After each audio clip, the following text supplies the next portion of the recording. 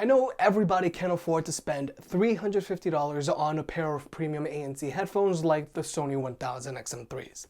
But honestly, there are some really good $200 ANC headphones out there from big name brands, thanks to heavy competition. But there are also some less expensive headphones out there from lesser known brands that some publications claim they give premium ANC headphones like the Bose QC35s a run for their money. So today we're going to compare how a pair of budget ANC headphones like the Audio-Technica BH060s, which retail for $70, stack up against my currently most recommended pair of $200 ANC headphones, the Audio-Technica ATH SR50BTs, and my currently most recommended pair of $350 premium ANC headphones, the Sony 1000 XM3s. And remember, if you want to pick any of the headphones up mentioned in this video, those will be linked down below. Now, the first things we're going to be looking into is build quality and fit, because you don't want your headphones falling apart on you and you want them to be comfortable when you have them on. And whenever you decide to go with a budget-friendly option like the Audio-Technica, that's the first most obvious sacrifice you're going to notice. The Audio-Technica look very reminiscent to the Bose QC35s, and I think that's intentional. Even though their build quality is decent for $70 headphones, it's nowhere near as good as the $200 SR50BTs or $350 1000 XM3s. Tolerances aren't as tight, the stitching isn't as precise, and the plastic and leather it used don't feel as good. And not to mention, these headphones are considerably heavier than their counterparts. But again, I don't blame them because they're just $70.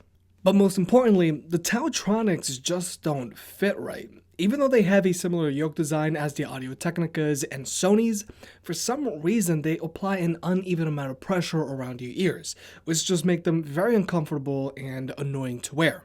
Instead of evenly applying pressure around your ear, the Audio-Technica apply the majority of the pressure on the top portion of your ear. And I point this out because even if you have one of the best built and best performing headphones out there, if they don't fit well, you're not going to want to use them. But with design and fit out of the way, let's get into tech specs and performance. The Audio-Technica have an advertised battery life of 30 hours, but I suspect that's with ANC turned off, because with ANC turned on, these headphones only manage to go for 20 hours. But still, a 20-hour battery life is respectable, because the industry standard right now is at 25 hours of battery life. Because for comparison, the Bose QC35 Series 2 has an advertised battery life of 20 hours, and the Surface headphones have an advertised battery life of 15 hours. So both of these headphones are below average for both 2019 and their price range. Whereas the Audio-Technicas have an advertised battery life of 28 hours, and the Sony 1000 XM3s have an advertised battery life of 30 hours. And that's with ANC turned on, just remember that. And personally, I think we're going to see the industry standard for battery life on ANC headphones to go up a bit over the next few months, because we have a few headphones slated for release with advertised battery life of 32 hours and 35 hours with ANC turned on. So maybe by late 2019, we'll be seeing an industry standard of around 28 hours of battery life. So definitely both Bose and Microsoft need to step it up. But now let's talk about the active noise cancellation on these headphones. What separates good ANC headphones from great ANC headphones is being able to block out constant low frequency sounds like road noise without causing a lot of cabin pressure. Because like I've said in the past, the Bose QC35s do have a considerable amount of cabin pressure, which is usually found on older or cheaper ANC headphones. And what separates great ANC headphones from amazing ANC headphones is also being able to effectively block out random higher frequency sounds like chatter, all while not distorting the quality of your music. Now, before we jump into the ANC test, I just want to say that I'm pretty impressed at how well the Audio-Technica managed to perform. Noise reduction.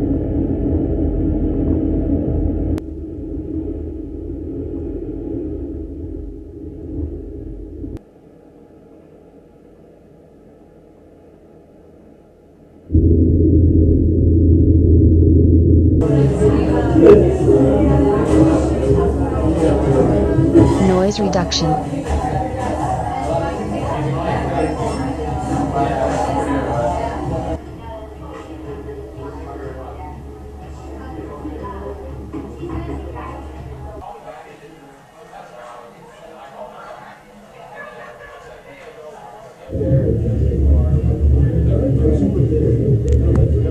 Without a doubt, the Audio-Technica managed to block out noticeably more noise than the Audio-Technicas, all while having very little cabin pressure, just like the other two headphones here.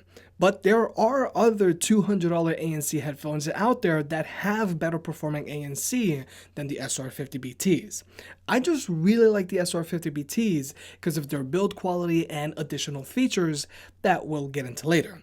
But just as you'd expect, the Sony 1000XM3s clearly managed to wipe the floor with the Audio-Technica, and that's to be expected. Now, even though the Audio-Technica managed to block out a considerable amount of noise for $70 headphones with very little cabin pressure, which again is very impressive, there is one major caveat, and that's these headphones sound very shallow with their ANC turned on. Now, it's pretty common for the soundstage on ANC headphones in general to get narrowed when you turn on their ANC. But the narrowing effect on the Audio-Technica is one of the most dramatic I've heard so far. There's even an echo effect on the mids and vocals as soon as you turn on the ANC on these headphones. And even with ANC turned off, the Audio-Technica have a very narrow soundstage to begin with, and instrument separation is almost non-existent. So for those reasons, I personally wouldn't recommend the Audio-Technica for listening to music, but instead only recommend them for watching videos and movies or listen to podcasts, because they at least don't have any latency issues on either iPhones or Android devices.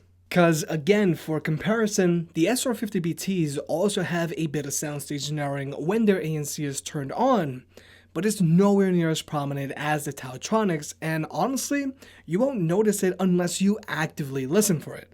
And then there's the Sonys, which personally I haven't been able to hear a performance difference with ANC turned on or off, which is good. But deciding to spend the extra money on a pair of headphones not only gets you better build quality and performance, for the most part you get access to more features. It's just like if you decide to get a flagship phone over a mid-tier phone. You get more bells and whistles like a better OLED screen, multiple cameras, wireless charging, and so on. Something more expensive headphones have that budget headphones generally don't is a dedicated app. From Sony's app, you can adjust your EQ and make them sound however you want. The 1000XM3s even have a calibration process for their ANC that not a lot of other headphones in general have.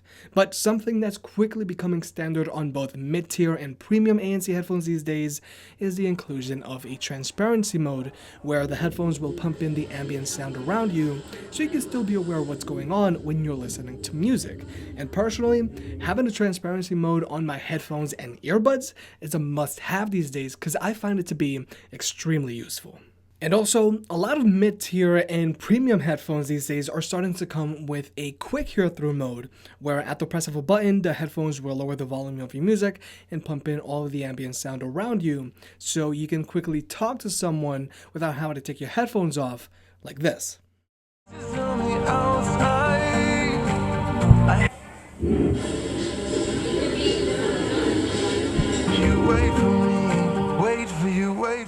So overall, even though Audio-Technica $70 ANC headphones do manage to block out an impressive amount of noise for their price range, they do so at the expense of sound quality. And also keep in mind, these headphones are noticeably heavier and their plastic is thicker than the other headphones, so they are offering more passive noise isolation.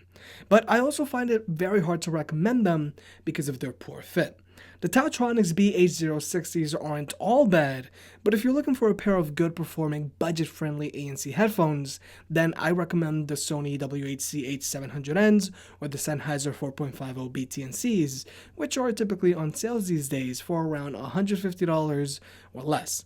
But I also wanted to make this video to showcase the performance improvements and added benefits you get when you go from mid-tier $200 ANC headphones to $350 premium ANC headphones, because I feel you definitely get what you pay for. If you made it this far, I guess you enjoyed the video, so hit that like button and get subscribed. It helps out more than you realize. If you want to pick any of the products up mentioned in this video, those will be linked in the description down below, and you can also support the channel by checking out the merch store. But other than that, I'll catch you next time.